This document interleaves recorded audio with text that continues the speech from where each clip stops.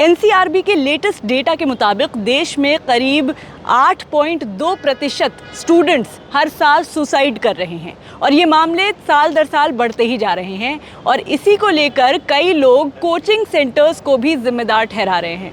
तो इस पर हम बात करेंगे। हमारे साथ हैं लीगल जर्नलिस्ट ब्रिज। और सुप्रीम कोर्ट ने हाल ही में एक टिप्पणी दी है कि भाई अगर जिम्मेदार ठहराना है तो कोचिंग सेंटर्स को ही नहीं ठहरा सकते, पेरेंट्स की तरफ से भी स्टूडेंट्स पर काफ़ी प्रेशर रहता है। तो बताइए सबसे पहले तो ब्रिज की ये जो याचिका दायर की गई थी उसमें क्या कहा गया था? बेसिकली डॉक्टर अनिरुद्ध नारायण मालपानी जो मुंबई से हैं, उन्होंने पिटीशन दाखिल की सुप्रीम कोर्ट में और कहा कि जितने भी जो इंस्टीट्यूट्स हैं, कोचिंग इंस्टीट्यूट से उसको रेगुलराइज किया जाए।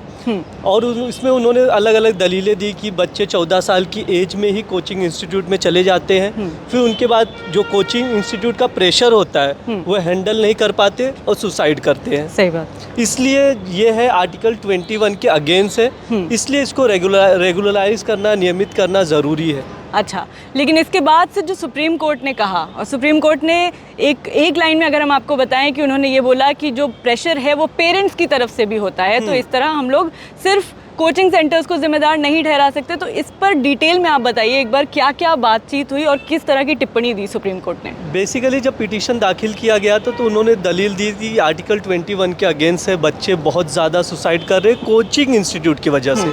उन्होंने पेरेंट्स के लिए ज़रा भी चीज़ें जिक्र नहीं की। तो कोर्ट ने कहा कि आप याचिका वापस ले लीजिए, क्योंकि इसके लिए सरकार जिम्मेदार, मतलब कोचिंग को नियमित करने के लिए सरकार का काम है, ना कि कोर्ट का।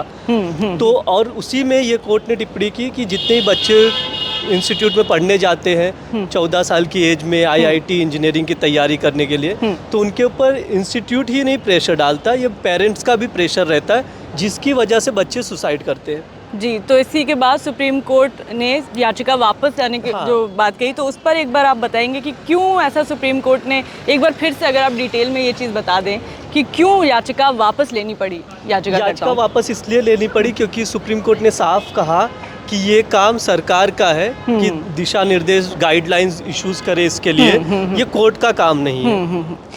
ठीक है, तो आपको क्या लगता है, मतलब सुप्रीम कोर्ट ने जो कहा, क्या वो बात सही, आप कितना सहमत हैं? एक्चुअली मुझे लगता है ये 50-50 है, दोनों साइड से प्रेशर रहता है, क्योंकि कम एज के बच्चे जब होते 14-15 साल के इंस्टीट्यूट्स में जाते हैं तो पहले तो माँ बाप का, माता पिता की उम्मीदें होती हैं उनसे बहुत सारा।